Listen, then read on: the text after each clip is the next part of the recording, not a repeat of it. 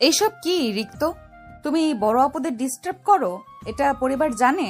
তুমিও না নীলা, রিক্ত কত কিউট, তুই ওকে অ্যাকসেপ্ট করে নিলেই তো হয়। থাপ্পড় দেবো একটা। রিক্ত, তুমি এখানে কেন এসেছো? আমি জানি নীলা, তুমি আজকেও আমাকে অ্যাকসেপ্ট করবে না।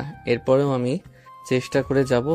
যতদিন না পর্যন্ত তুমি আমাকে ভালোবাসবে ততদিন পর্যন্ত আমি তোমার পেছনে লেগে থাকবো। আমি তোমাকে ভালোবাসি নীলা। রিক্ত, তোমাকে আগেও বলেছি, এখনো বলতেছি, তুমি যেটা করছো সেটা পাগলামি ছাড়া আর কিছু না। তাই এসব বাদ দাও। সবকিছুর একটা লিমিট থাকে, তুমি লিমিট ক্রস করছো। আমি জানি আমি করছি। আমার কি নেই, আমার কিসের কমতি সেটা তুমি আমাকে বলো, যে এটা তোমার পরিবর্তন করতে হবে রিক্ত। তোমার জন্য আমি পুরো পৃথিবীটা পরিবর্তন করে ফেলতে পারি। নীলা কোনো কথা বলল না, সেখান থেকে উঠে গেল। সে জানে এর সাথে কথা বলে কোনো লাভ নেই। ওদিকে রিক্ত নিজের বাসায় চলে আসলো। আজকে আর ক্লাস করবে না ও। সে গিয়েছিল একটাবার নীলাকে দেখার জন্য। সে বাসে আসতেই তার বাবা মা দুজনেই তাকে চেপে ধরল। রিক্তের বাবা তখন তার কাছে এসে বলল, রিক্ত, আয়রা তোমার জন্য রেস্টুরেন্টে অপেক্ষা করছে, তাড়াতাড়ি যাও, তার সাথে দেখা করে আসো। বাবা, আমি বলেছি না তোমার ওই বন্ধুর মেয়েকে আমি বিয়ে করতে পারবো না। দেখো রিক্ত, ওর সাথে বিয়ে হলে আমার ব্যবসা আরো বেড়ে যাবে, তাই আমার জন্য হলেও তোমাকে বিয়ে করতেই হবে। তোমার কি টাকা পয়সার অভাব পড়েছে নাকি যে নিজের ছেলেকে ব্যবহার করছো? আমি চাই না আমার ছেলের সাথে ওই মেয়ের বিয়ে হোক। তাহলে তুমি তোমার ছেলের সাথে যোগ দিয়েছো। আমি এতদিন থেকে চেষ্টা করে ওকে বুঝাতে পারছি না, এখন তুমিও। এই কথা বলে বাবা রাগ করে সেখান থেকে চলে গেলেন। আপনারা হয়তো কিছুই বুঝতে পারছেন না, তাহলে প্রথমে আমার পরিচয়টা দিয়ে দেই। আমি হচ্ছি রিক্ত, বাবা মায়ের একমাত্র সন্তান। আমার বাবা এই শহরের একজন নামকরা ব্যবসায়ী, তবে তার একটা গুণ আছে, সেটা হচ্ছে তিনি অত্যন্ত লোভী। আপনারা হয়তো ভাবতে পারেন কেন নিজের বাবার নামে এরকম বাজে কথা বলছি। তাহলে শুনুন, আজকে সকালে যখন ঘুম থেকে উঠলাম তখন তিনি আমাকে ডেকে নিয়ে গিয়ে বললেন, তোমাকে আমি বলছিলাম না আমার বন্ধুর মেয়ের কথা, আমি তার সাথে তোমার বিয়ে দিতে চাই, তুমি আজকে ওর সাথে দেখা করবে। এই কথা শোনার পর তো রিক্তর মাথায় আকাশ ভেঙে পড়ল। তার পক্ষে ওই মেয়েকে বিয়ে করা সম্ভব নয়, কারণ সে অন্য একজনকে ভালোবাসে। তার কথা কিভাবে নিজের বাবাকে বলবে? তখন রিক্ত ভয়ে ভয়ে তার বাবাকে বলল, এটা সম্ভব না আব্বু, আমি এখন বিয়ে করতে চাই না। বারবার কেন আমাকে এই কথা বলো? আমার চেয়ে বয়সে বড় ছেলেরাও এখনো বিয়ে করেনি, সেখানে তুমি জোর করে আমাকে এই বয়সে বিয়ে দিতে চাচ্ছ? তাই আমি যেটা বলছি সেটা শুনো, তার সাথে আগে দেখা করতে যাও, দেখা করে এসে তোমার সিদ্ধান্ত আমাকে জানাবে। রিক্ত তখন তার মায়ের কাছে গেল। রিক্তের মা তাকে বললেন দেখা করে চলে আসতে। রিক্ত চলে গেল মেয়েটার সাথে দেখা করার জন্য। সে রিক্তকে একটা রেস্টুরেন্টে ডেকেছে। রিক্ত মেয়েটাকে বড় হবার পর দেখেনি, আগে একবার দেখেছিল, তবে সেটা ছোটবেলায়, সেই কথা এখন আর মনে নেই। রিক্ত রেস্টুরেন্টে চলে গেল। মেয়েটা রিক্তকে চিনে, তাই সে রিক্তকে রিসিভ করবে। রিক্ত তখন রেস্টুরেন্টে গিয়ে চারপাশে দেখতে লাগলো। কিছুক্ষণ পর একটা মেয়ে দেখলো তার দিকেই এগিয়ে আসছে, তার পিছনে আরো দুইটা ছেলে। রিক্ত কিছুই বুঝতে পারলো না। মেয়েটার পরনে শর্ট জিন্স আর হাত কাটা একটা টি শার্ট। সে রিক্তের সামনে এসে বলল, হ্যালো রিক্ত, কেমন আছো? এই কথা শোনার পর তো রিক্তের মাথা ঘুরতে শুরু করলো। রিক্ত মেয়েটার দিকে তাকিয়ে আছে। রিক্ত ভাবছে এটা যদি তার বাবার বন্ধুর মেয়ে হয় তাহলে তার জীবন নষ্ট হয়ে যাবে। রিক্ত নিজেকে স্বাভাবিক করে হালকা হেসে মেয়েটার দিকে এগিয়ে গিয়ে বলল, আপনি কি আয়রা? তখন আয়রা রিক্তের দিকে তাকিয়ে হাসতে শুরু করলো। তার পাশে থাকা ছেলেগুলো রোবটের মতো রিক্তের দিকে তাকিয়ে আছে। আয়রা রিক্তের দিকে তাকিয়ে বলল, আরে ওদেরকে দেখে ভয় পেও না, ওরা হচ্ছে আমার বেস্ট ফ্রেন্ড। মেয়েদের ছেলে বন্ধু, এটা রিক্তের কোনোদিনই পছন্দ নয়। তবে এগুলো কোনোটাই আসল কারণ নয়। আসল কারণ হচ্ছে রিক্ত অন্য একজনকে ভালোবাসে। রিক্ত তখন আয়রার দিকে তাকিয়ে বলল, আচ্ছা ঠিক আছে, সমস্যা নেই। তা আমাকে দেখা শেষ হয়ে গেলে আমি চলে যাই? আরে কি বলো, আমি তোমাকে নিয়ে কত বড় একটা প্ল্যান করেছি। আজকে রাতে আমরা একটা পার্টি দিচ্ছি তোমাকে সাথে নিয়ে, সেই জন্য তোমাকে থাকতেই হবে। আমি আঙ্কেলকে কল করে দিয়েছি, চলো আজকে রাতে পার্টিতে আমাদের সাথে। এই কথা শোনার পর রিক্ত তার বাবার প্রতি রাগ হতে শুরু করলো। এইরকম একটা জঘন্য মেয়েকে তার জন্য পছন্দ করেছে। রিক্ত আয়রাকে বারবার না করলেও আয়রা রিক্তের কোনো কথাই শুনতে চাইছিল না। রিক্তের সামনে আয়রা রিক্তের বাবার কাছে ফোন করে। রিক্তের বাবা রিক্তকে তার সাথে থাকতে বলে। রিক্তেরও মনে মনে ভাবলো এই সুযোগ আয়রার ব্যাপারে সবকিছু জেনে নেওয়া যাবে। আয়রার সাথে থাকা ছেলেগুলোকে দেখে রিক্তের মনেই হচ্ছিল না যে এগুলো আয়রার বন্ধু। তবে রিক্তের এতে কি আসে যায়, সে তো ওই মেয়েকেই বিয়ে করবে না। রিক্তেও কিছুক্ষণ আয়রার বকবক শুনে শুধু হাঁ করলো। এরপর খাওয়া দাওয়া করে সন্ধ্যার পর আয়রার সাথে যেতে শুরু করলো। আয়রা রিক্তকে একটা ক্লাবে নিয়ে যায়। রিক্ত ভিতরে ঢুকে দেখলো আয়রার সাথে সবাই পরিচিত। এর মানে কি সে মাঝে মাঝে এখানে আসে? রিক্ত কিছু বলছে না দেখে আয়রা রিক্তের দিকে এগিয়ে এসে বলল, কেমন রিক্ত, তুমি দাঁড়িয়ে আসছো কেন? আমাদের সাথে পার্টিতে জয়েন করো। বলে আয়রা একটা গ্লাস রিক্তের দিকে এগিয়ে দিল। রিক্ত কোল্ড ড্রিঙ্কস ভেবে হাতে নিল, কিন্তু যখনই নাকের কাছে নিয়ে গেল তখন বুঝতে পারলো এটা কোল্ড ড্রিঙ্কস নয়, এটা মদ। রিক্ত একটা সোফায় বসে বলদের মতো তাদের দিকে তাকিয়ে আছে। তার কাছে অবাক লাগছিল, কারণ সে এসেছে বিয়ের জন্য মেয়ে দেখতে, আর মেয়ে কিনা তার সামনে ফ্রেন্ডদের নিয়ে মদ গিলছে। রিক্ত আরো কিছুক্ষণ ওয়েট করতেই আয়রার অস্বাভাবিক আচরণ দেখতে পেল। ছেলেদের সাথে হাত ধরে ধরে নাচানাচি করছিল। রিক্তের মাথায় একটা দুষ্টু বুদ্ধি আসলো, সে এটাকেই সুযোগ বানাবে বিয়ে ভাঙার জন্য। তাই ফোনটা বের করে একটা ভিডিও করে নিল। একটু পরে আয়রা এসে রিক্তকে টানতে শুরু করলো। রিক্ত আয়রার সাথে রেফারেন্স করলো, কিন্তু আয়রা রিক্তকে নিয়ে একটা রুমে গেল। রিক্ত চুপচাপ আয়রার সাথে গেল, কিন্তু এ কি, আয়রা দরজা বন্ধ করে দিল কেন? এটা দেখার পর রিক্ত লাফ দিয়ে উঠে ধরলো। এটা কি করছো আয়রা? দরজা বন্ধ করছো কেন? সরো, আমাকে বাসায় যেতে হবে। আয়রা মাতাল অবস্থায় রিক্তের দিকে এগিয়ে আসছিল। রিক্ত বুঝলো এই মেয়ে মাতাল অবস্থায় অস্বাভাবিক আচরণ করতে পারে, সেজন্য রিক্ত সরে দরজার কাছে এসেই গেল। এটা দেখে আয়রা রিক্তকে ধাক্কা দিয়ে বলল, কেমন রিক্ত, তুমি এসব কি করছো? দুনিয়াটা অ্যাডভান্স হচ্ছে, তোমার সাথে আমার বিয়ে হতে চলেছে। আগে একবার চুপ করে নিবে না? রিক্তের মাথাটা নষ্ট হয়ে গেল। এ মেয়ের কি মাথার সমস্যা আছে নাকি? রিক্ত রাগ দেখিয়ে বলল, তুমি কি পাগল হয়ে গেছো? আজ তোমাকে দেখতে এসেছি, তোমাকে বিয়ে করতে নয়। তুমি এরকম করছো কেন? তোমাকে পছন্দ হলো কিনা সেটা আমার ব্যাপার, আমি আমার বাসায় গিয়ে সেটা জানাবো, কিন্তু তুমি এরকম করতে পারো না। সেটার জন্যই তো আমি এই ব্যবস্থা করলাম। তুমি আমাকে চেক করে না নিলে পরে ঝামেলা হতে পারে, সেই জন্য আমি যাচ্ছি, আগে তুমি আমাকে দেখে নাও ঠিক করে। এই কথা শোনার পর রিক্তের অনেক খারাপ লাগলো। রিক্ত তাকে থাপ্পড় দিয়ে বলল। তখন আয়রা রিক্তের দিকে এমন করে তাকালো যেন মনে হচ্ছিল রিক্তকে মেরে ফেলবে। রিক্ত তখন তার দিকে তাকিয়ে বলল, এভাবে আর কতজনকে চেক করতে দিয়েছো? যার সাথে দেখা করতে আসবে তাকে চেক করতে দিবে? আমি তোমাকে কোনোদিন বিয়ে করব না, আমাকে এখনই যখন দেখতে যেতে হবে। তুমি জঘন্য একটা মেয়ে। দেখো রিক্ত, আমি তোমার সাথে ভালো ব্যবহার করছি বলে তুমি যা মনে হয় তা বলে যাবে, এটা মেনে নেব না। তুমি আমাকে থাপ্পড় মেরেছো, আজ পর্যন্ত কেউ আমার গায়ে হাত তুলতে পারিনি, সেই জায়গায় তুমি আমার গালে থাপ্পড় মেরেছো। তোমাকে আমি চাইলে শেষ করে দিতে পারি, বাইরে আমার বন্ধুরা দাঁড়িয়ে আছে। রিক্ত তখন রাগে গা জ্বলে উঠল। সে আয়রার গালে আরো একটা কষিয়ে থাপ্পড় দিল। এরপর বলল, তোমার যত বন্ধু বান্ধব আছে সবাইকে নিয়ে আসো, দেখবো কারা তোমাকে বাঁচাতে পারে। তোমার সঙ্গে থাকতে আমার এখন ঘৃণা হচ্ছে। এই কথা বলে রিক্ত সেখান থেকে চলে আসলো। রিক্ত বাসায় এসে তার মায়ের কাছে সব বলল। তখন রিক্তের মাও বেশ অবাক হলেন। রিক্ত সিদ্ধান্ত নিয়েই ফেলেছে, এই মেয়েটাকে ও কোনোভাবেই বিয়ে করা যাবে না। যদি বিয়ে করে তাহলে তার নিজের জীবন যেমন নষ্ট হবে, এর সাথে তার পরিবারকেও সারা জীবন আফসোস করতে হবে। এর পরের ঘটনা তো আপনারা জানেন। ওদিকে আয়রা তখন বাসায় ফিরে গিয়ে চিৎকার করতে শুরু করেছে।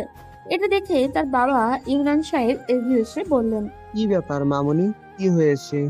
বাবা তুমি জানো, আজকে রিক্ত আমায় থাপ্পড় মেরেছে। আমি ওকে নিয়ে গিয়েছিলাম পার্টিতে, তখন তাকে বললাম আমাকে একটু চেক করে নাও, পরে ঝামেলা হতে পারে, সেই জন্য সে রেগে গিয়ে আমাকে থাপ্পড় মেরেছে। আচ্ছা ঠিক আছে, আমি ওর বাবার সাথে কথা বলবো, হয়তো ও এসব পছন্দ করে না, কিন্তু তুমি কেন ওর সাথে এরকম করতে গেলে? এরকম যদি করে তাহলে আমি ওকে বিয়ে করব না। আমি ওর ভালোর জন্য এটা করেছিলাম, কিন্তু আমার সাথে খারাপ ব্যবহার করেছে। বলে সে রুমের মধ্যে চলে গেল। ইমরান সাহেব অফিসে চলে আসলেন। অফিসে আসার পর রিক্তের বাবার সাথে দেখা হলো। তখন তিনি রিক্তের বাবাকে বললেন, আরে তোর ছেলে এই কাজটা কিভাবে করতে পারলো? আমি আমার মেয়েকে পাঠালাম তোর ছেলের সাথে দেখা করার জন্য, কিন্তু তোর ছেলে আমার মেয়েকে খারাপ কথা বলেছে। এখন আয়রা অনেক রেগে গেছে, সে বিয়ে করবে না বলে দিয়েছে।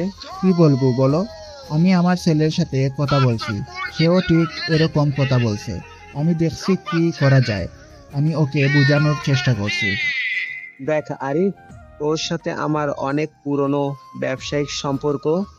এই সম্পর্ক আরো ভালো করার জন্য এই কাজটা করতে গিয়েছিলাম, কিন্তু তোর ছেলে যদি এরকম করতে থাকে তাহলে এটা কোনোদিনও সম্ভব নয়।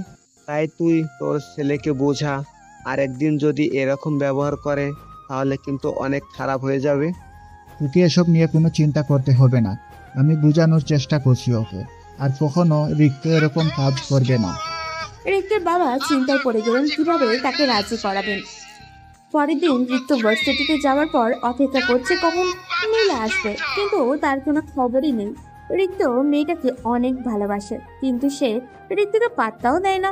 এটা দেখে রিক্ত বিরক্ত হয় না, বরং নীলার প্রতি আরো বেশি মুগ্ধ হয়। নীলার বাবা ছোটখাটো একটা বেসরকারি ব্যাংকে চাকরি করেন, বয়স হয়ে গেছে। নীলা সবসময় ছেলেদের থেকে দূরে থাকার চেষ্টা করে। এইরকম একটা মেয়ে রিক্ত তার জীবনে চায়, কিন্তু সে তার বাবাকে বললে তার বাবা কোনোদিনও রাজি হবে না। সেজন্য রিক্ত তার বাবাকে বলতে পারে না। ওইদিকে রিক্তের বাবা কিছু লোকজনকে লাগিয়ে দিয়েছে রিক্তের পেছনে, যারা রিক্তের ব্যাপারে ইনফরমেশন জোগাড় করছে। রিক্ত কারোর সাথে সম্পর্কে আছে কিনা সেটা জানার জন্য, কারণ রিক্তের বাবা বুঝতে পেরেছে রিক্ত সাধারণত তার কথা মেনে নেওয়ার মতো ছেলেও নয়। রিক্ত অপেক্ষা করলো অনেকক্ষণ, কিন্তু এরপরও যখন নীলা আসলো না তখন রিক্তের চিন্তা হতে শুরু করলো। নীলা আসছে না কেন? ভার্সিটি নীলা কখনো মিস করে না। রিক্ত নীলার বান্ধবী রিমার কাছে কল পেলো, কারণ নীলার কোনো ফোন নেই।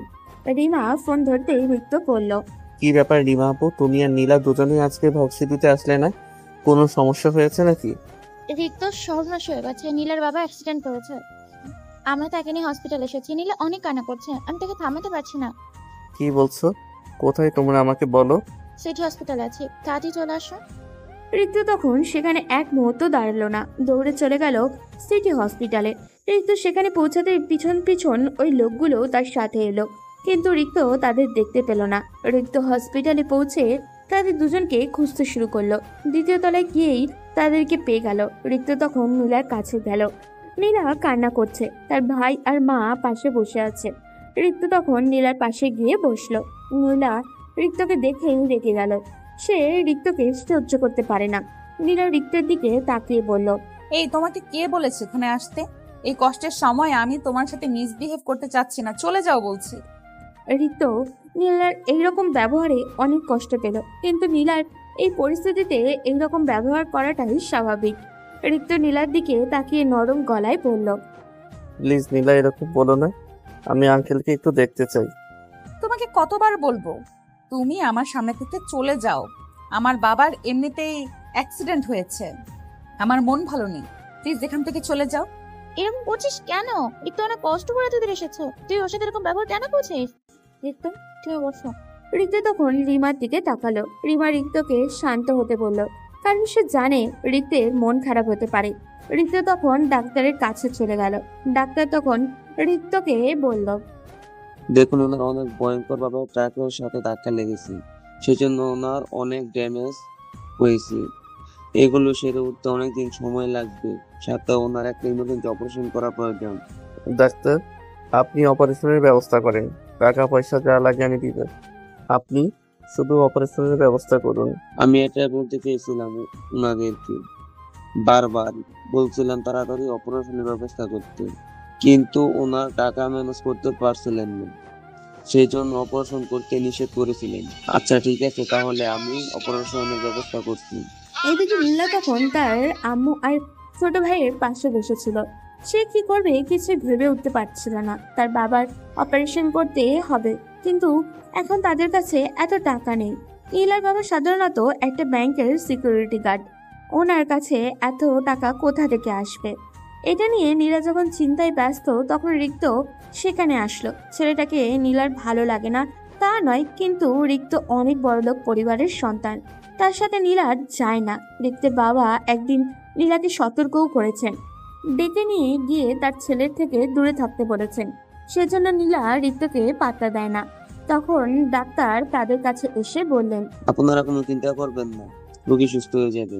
ওনার অপারেশনের ব্যবস্থা করতে আপনারা সবাই শান্ত হয়ে ওনার জন্য দোয়া করুন। এই কথা শোনার পর নীলা আশ্চর্য হয়ে গেল। এতক্ষণ ডাক্তার বলছিল টাকা না দিলে অপারেশন করবে না, হঠাৎ সেই ডাক্তারই অপারেশন করতে রাজি হয়ে গেল কি করে? নীলা সন্দেহ নিয়ে ডাক্তারকে প্রশ্ন করলো। কি ব্যাপার ডক্টর, টাকা কে দিল অপারেশনে? নীলার আম্মু আর রিমাও হাঁ হয়ে ডাক্তারের দিকে তাকিয়ে আছে। ডাক্তার নীলার দিকে তাকিয়ে বলল, একটা ছেলে এসেছিল, সে ওনার অপারেশনের টাকা দিয়েছে, সাথে ওনার চিকিৎসার জন্য যত টাকা প্রয়োজন হয় সব কিছু দিয়ে দিয়েছে। আপনারা কোনো চিন্তা করবেন না, ওনার অপারেশন হয়ে গেলে উনি সুস্থ হয়ে যাবেন। নীলা আর বুঝতে বাকি রইল না কাজটা ঠিক কে করেছে, কিন্তু নীলা তার কাছ থেকে কোনো সহযোগিতা নিতে চায় না। সেজন্য ডাক্তারকে যখন না করতে যাবে তখন হঠাৎ করে নীলার ছোট ভাই রাফি বলল, আপু, তাহলে আমাদের আর কোনো চিন্তা করতে হবে না, আমাদের বাবা সুস্থ হয়ে যাবেন। তুমি কান্না করো না প্লিজ, আব্বু সুস্থ হয়ে যাবে তো? এই কথা শোনার পর নীলার মুখ বন্ধ হয়ে গেল। ডাক্তারকে কিভাবে না করবে সে? ছোট ভাইয়ের মুখের দিকে তাকিয়ে সে কিছুই বলতে পারলো না। তখন নীলার আম্মু নীলাকে বলল, কেন ছেলেটার সাথে এত খারাপ ব্যবহার করি? ছেলেটা সত্যিই তোকে ভালোবাসে, ছেলেটার সাথে একটু ভালো করে কথা বলতে পারিস না? নীলা তখন কান্না করে তার আম্মুর দিকে তাকালো। নীলার চেয়ে রিক্তকে ভালো লাগে না এটা কিন্তু নয়, কিন্তু রিক্তকে সে কিভাবে কাছে টেনে নেবে? রিক্তের বাবা তো আগেই নিষেধ করেছেন। নীলা তখন তার আম্মুর দিকে তাকিয়ে বলল, আম্মু, আমি কিভাবে তার সাথে ভালো ব্যবহার করব? তার বাবা আমাকে হুমকি দিয়েছেন, তিনি তার ছেলের থেকে আমাকে দূরে থাকতে বলেছেন। আমাদের স্ট্যাটাস তার স্ট্যাটাস চায় না। নীলার আম্মু আর কোনো কথা বললেন না, চুপচাপ বসে রইলেন। নীলা একটু দূরে দেখতে পেল রিক্ত দাঁড়িয়ে আছে, কেউ কোনো কথা বলছে না, চুপচাপ শুধু অপারেশন থিয়েটারের দিকে তাকিয়ে আছে।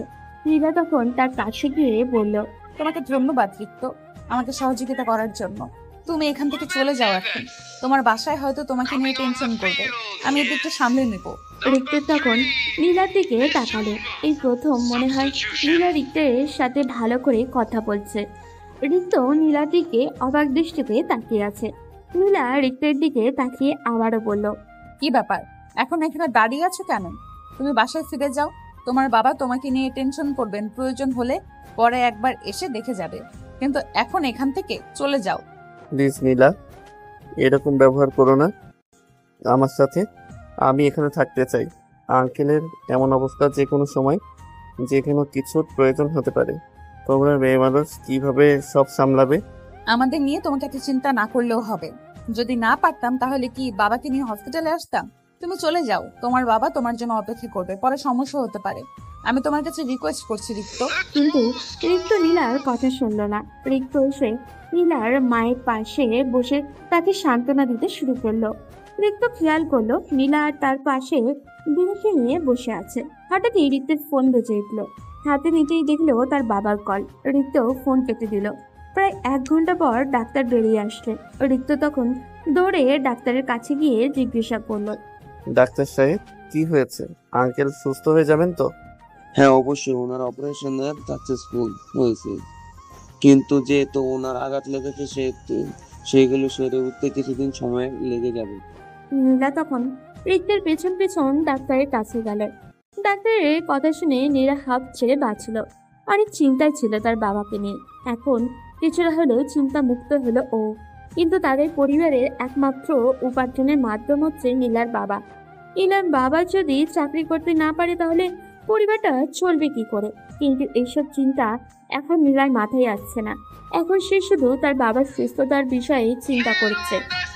রিক্ত তখন নীলার ভাই রাফির কাছে গেল। ছেলেটা সকাল থেকে কিচ্ছু খায়নি। রাফি রিক্তের সাথে দেখা করেছে আগেও। তার স্কুলে মাঝে মাঝে রিক্ত যেত।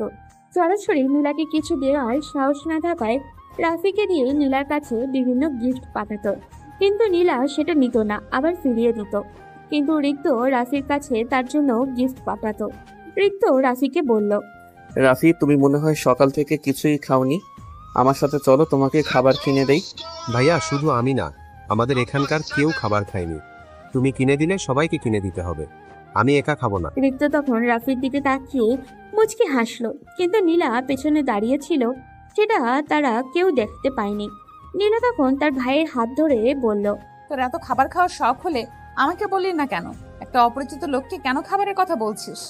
রিক্তের অনেক কষ্ট হলো, নীলা তাকে অপরিচিত বলছে। রাফিও মন খারাপ করে ফেলেছে। রিক্ত তখন তার দিকে তাকিয়ে বলল, রাফি, এসব কথায় কান দিও না, তুমি আমার সাথে চলো। আর রিক্ত তখন রাফিকে জোর করে নিয়ে গেল। এরপর তাদের সবার জন্য খাবার কিনে নিয়ে আসলো, কিন্তু নীলা কিছুতেই খেতে চাইছিল না। রিক্ত তখন নীলার মায়ের কাছে গিয়ে বলল, আন্টি, আমার কথা নীলা শুনবে না, আপনি একটু বলেন। তুমি কোনো চিন্তা করো না বাবা, আমি ওকে বুঝিয়ে বলবো। আসলে ও তোমার প্রতি রাগ করেছে। তোমার বাবা হয়তো ওকে কিছু একটা বলেছে, সেই জন্য এরকম করছে। রিক্ত এটা শোনার পর আশ্চর্য হয়ে গেল। রিক্তের বাবা কিভাবে নীলার ব্যাপারে জানতে পারলো? আন্টি, আমি তো বাবাকে এসব ব্যাপারে কিছুই বলিনি। আমি জানি না বাবা, নীরা আমাকে বললো তোমার বাবা নাকি তোমার থেকে দূরে থাকতে বলেছে। আসলে আমার মেয়েটা খুব সহজ সরল, এইসব ঝামেলায় জড়াতে চায় না, সেই জন্যই দূরে থাকে। রিক্ত এই কথা শোনার পরে বেশ রাগ করলো তার বাবার উপরে। নীলার মা উঠে গিয়ে নীলাকে জোর করে খাবার খাওয়ালো। এটা দেখার পর রিক্তের কিছুটা ভালো লাগলো। রিক্ত ডাক্তারের সাথে কথা বলে বাসার উদ্দেশ্যে রওনা দিবে তার আগেই নীলার কাছে গেল, গিয়ে বলল, নীলা, কোনো প্রয়োজন হলে আমাকে কল করবে। তুমি প্লিজ আমার থেকে লুকিয়ে একা একা বসে থাকবে না। আমি তোমাকে সহযোগিতা করার জন্য সবসময় তৈরি আছি। নীলা কোনো উত্তর দিল না। রিক্ত সেখান থেকে চলে আসলো তার বাসায়। যখন বাসায় ঢুকতে যাবে তখন তার বাবা বলল, একটা ব্যাংকের পিয়নের মেয়ের জন্য এভাবে পাগল হয়ে গেছো?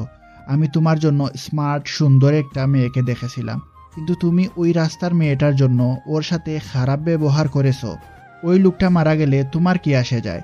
তুমি কেন ওর সাথে গেলে? এই কথা শোনার পর রিক্তের মাথায় রাগ উঠে গেল। রিক্ত তার বাবার সাথে কথা বলতে চাইছিল না, কিন্তু ইচ্ছে করে তার বাবা তাকে রাগিয়ে দিল। রিক্ত তখন বেশ জোর গলায় বলল, ওই রাস্তার মেয়েটা তোমার ওই নোংরা মেয়েটার থেকে অনেক ভালো। সে রাস্তার মেয়ে হওয়ার পরেও কোনোদিন কোনো ছেলের দিকে ফিরেও তাকায় না, কিন্তু তোমার পছন্দ করে ওই স্মার্ট মেয়েটা প্রতিদিন ছেলেদের সাথে রাত কাটায়। এরকমের স্মার্টের চেয়ে ওই রাস্তার মেয়েটা অনেক ভালো।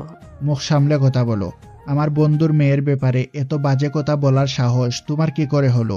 তোমাকে আমি কিছু বলি না দেখে তোমার সাহস বেড়ে গেছে। আমিও তোমাকে কিছু বলি না বলে তুমি যা ইচ্ছা তা করছো। তোমাকে কে বলেছে নীলাকে এসে বলতে আমার যার সাথে ইচ্ছা তার সাথে সম্পর্ক করব? তোমার কিসের এত সমস্যা? দরকার হয় আমাকে বাড়ি থেকে বের করে দাও, আমি তোমার এসব ঝামেলার মধ্যে থাকতে চাই না। এই কথা শোনার পর রিক্তের বাবা তার মায়ের দিকে তাকিয়ে বলল, তোমার ছেলে বড় হয়ে গেছে, এখন বাড়ি থেকে বের হয়ে যেতে চাইছে ওই রাস্তার মেয়েটার জন্য। ওই রাস্তার মেয়েটা আমার ছেলেকে কি জাদু করেছে সেটা আমি বুঝতে পারছি না। আগে ওই মেয়েটাকে একটা শাস্তি দিতে হবে। বাবা, তুমি কিন্তু বেশি করতেছো। আমি ওর সাথে ইচ্ছা করে কথা বলি, ও আমার সাথে কথা বলতে চায় না, আমাকে পাত্তাই দেয় না। আমি ওকে ভালোবাসি, তাই তোমাকে সতর্ক করে দিচ্ছি, যদি নীলার কোনো ক্ষতি করার চেষ্টা করো তাহলে কিন্তু আমার আসল রূপ দেখতে পাবে। তুমি আমাকে হুমকি দিচ্ছ ওই মেয়েটার জন্য? হ্যাঁ, দরকার হয় সেটাই করব। তুমি লিমিট ক্রস করেছো। তুমি কেন ওর সাথে খারাপ ব্যবহার করলে? ওকে কেন বললে আমার থেকে দূরে থাকতে? আমি তোমার ভালো চাই বলে এরকম কাজ করেছি। ওই মেয়েটার সাথে যদি তোমার বিয়ে হয়ে তাহলে আমাদের সম্মান নষ্ট হবে। সেই জন্য আমি ওর বাবা মা সহ সবাইকে সতর্ক করে দিতে চেয়েছিলাম। তাহলে তুমিও শুনে রাখো, আমি যদি বিয়ে করি তাহলে নীলাকেই করব। এতে তুমি যাই করো না কেন, তবে মনে রেখো তুমি এসব করতে গিয়ে যদি ওদের কোনো ক্ষতি করো তাহলে আমি ভুলে যাব তুমি আমার বাবা। তাহলে তুমি আমার সিদ্ধান্ত শুনে রাখো। তোমাকে 3 দিন সময় দিলাম।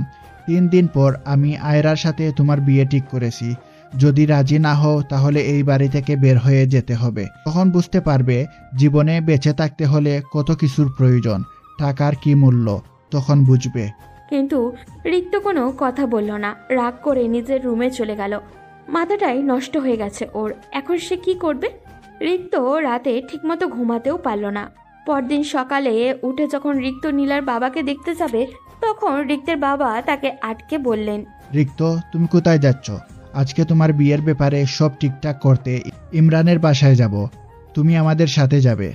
যেখানে আমি ওই মেয়েকে বিয়ে করব না সেখানে ওর বাসায় যাওয়ার কোনো মানেই হয় না। আমাকে ওর সাথে বিয়ে জোর করে দিয়ে কোনো লাভ হবে না, কারণ আমি ওকে জীবনেও আমার স্ত্রী হিসেবে মানব না। তুমি না গেলেও কিছু আসে যায় না। আমি আমার বন্ধুকে কথা দিয়ে ফেলেছি, আয়রার সাথেই তোমার বিয়ে দিব। তোমাকে এই বিয়ে করতেই হবে। আমাকে যদি মেরে আমার লাশ বানিয়ে দেওয়া হয়, এরপরেও আমি ওই মেয়েকে বিয়ে করব না। তাই তোমার যা ইচ্ছা করো, আমি এসবের মধ্যে নেই। বলেই রিক্ত বাসা থেকে বেরিয়ে হসপিটালে চলে আসলো। হসপিটালে এসে দেখে তারা সবাই এখনো বসে আছে। রাফি চেয়ারে বসেই ঘুমিয়ে পড়েছে। রিক্ত তখন তাদের কাছে গিয়ে বলল, আন্টি, আপনারা বাসায় চলে যান। কালকে থেকে এখানে আছেন, বাসায় গিয়ে বিশ্রাম করুন। আমি এখানে আছি, বিকালের দিকে চলে আসবেন। লাগবে না, আমরা এখানে বসতে পারবো। তুমি এখান থেকে চলে যাও, তোমার ভার্সিটি আছে। ভার্সিটিতে না গিয়ে এখানে আসলে কেন? আমরা আমাদের বাবাকে দেখার জন্য যথেষ্ট। তুমি নিজের কথা চিন্তা না করলেও আন্টি আর রাফির কথা চিন্তা করো। আন্টির বয়স হয়েছে, এত ধকল উনি সামলাতে পারবেন না। রাফিও অনেক ছোট, দেখো চেয়ারে ঘুমিয়ে পড়েছে। তুমি চিন্তা করো না, আমি এখানে আছি। নীলার মা তখন রিক্তের দিকে তাকালেন। রিক্ত তাকে রিকোয়েস্ট করতে শুরু করলো, কিন্তু নীলা যাবে না তার বাবাকে ছেড়ে। রিক্ত নীলাকে আর জোর করলো না। নীলার মা আর রাফিকে পাঠিয়ে দিল বাসায়। নীলার বাবার এখনো জ্ঞান ফিরেছে, কিন্তু কথা বলতে পারছে না ঠিক মতো। নীলার বাবা রিক্তকে অনেক ভালোবাসেন। নীলার বাবা অনেক ভালো মানুষ। গরিব হলেও তাদের মধ্যে মানবতা আছে, এটাই রিক্তের কাছে সব থেকে বেশি প্রিয়। কি হবে টাকা পয়সা দিয়ে যদি মানবতাই না থাকে? টাকা পয়সার কারণে রিক্তের বাবা তাকে বিক্রি করে দিতে চাইছেন। এটা রিক্তের কাছে কতটা কষ্টের সেটা রিক্ত ভাষায় বলে প্রকাশ করতে পারবে না। রিক্তের পাশে নীলাও বসে আছে।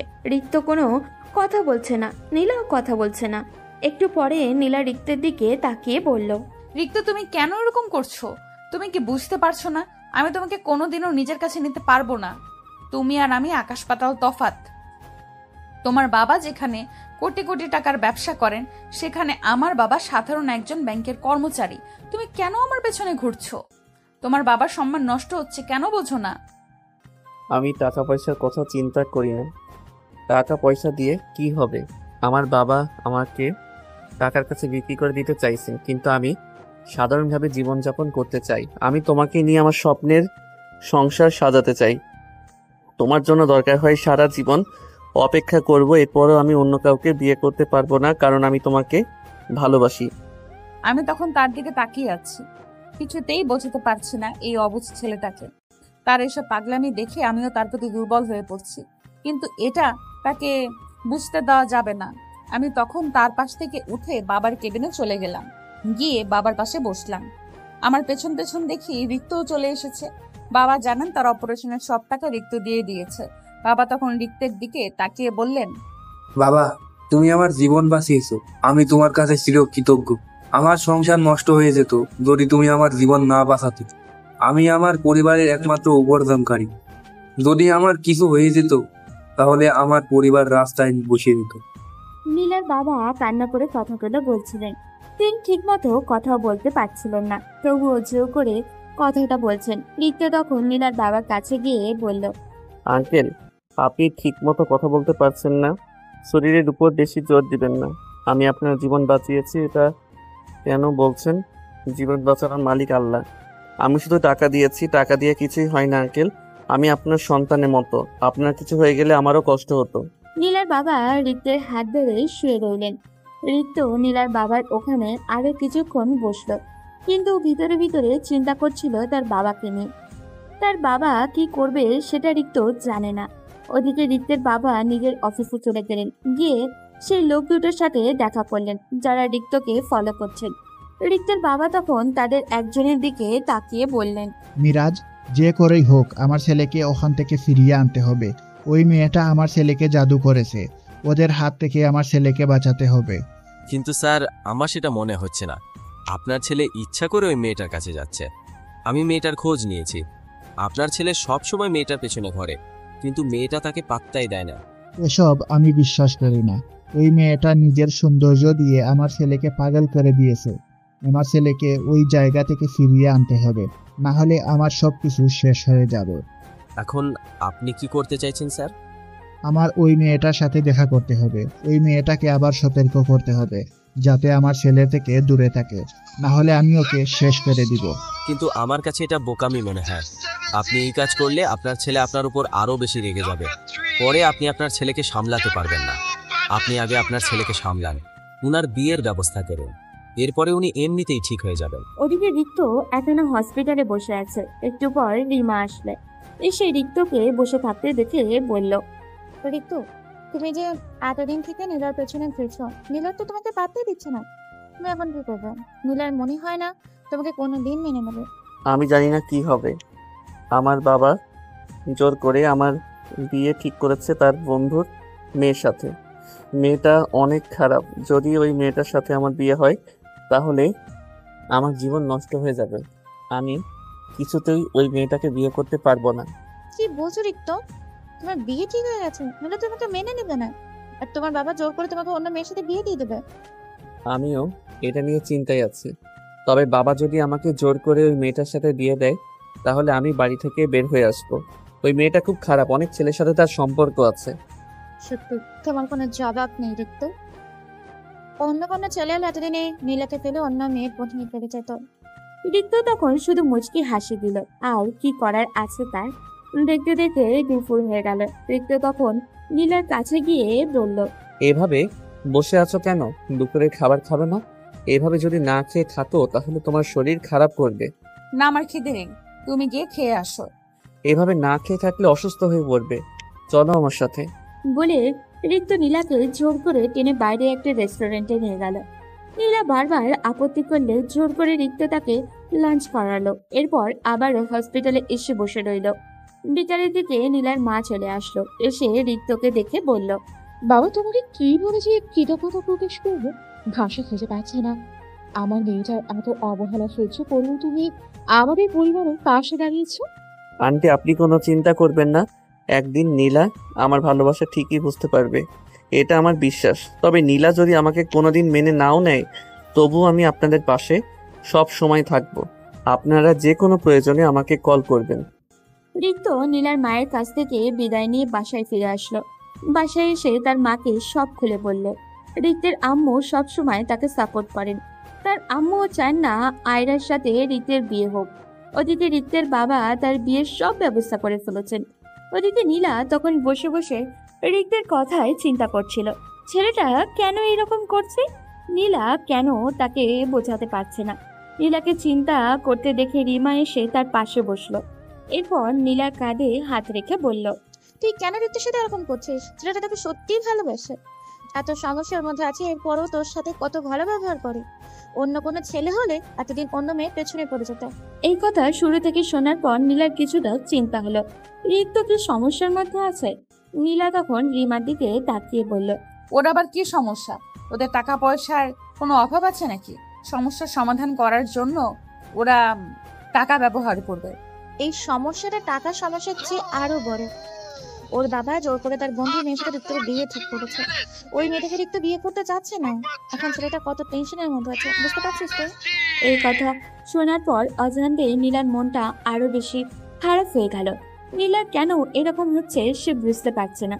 রিমা নীলার দিকে এমন ভাবে তাকিয়ে আছে, মনে হচ্ছে কোনো কিছু সন্দেহ করছে। তখন রিমা নীলার দিকে তাকিয়ে বলল, দোস্ত, আমি জানি তুই ওকে ভালোবাসিস, কিন্তু তুই বলতে পারছিস না।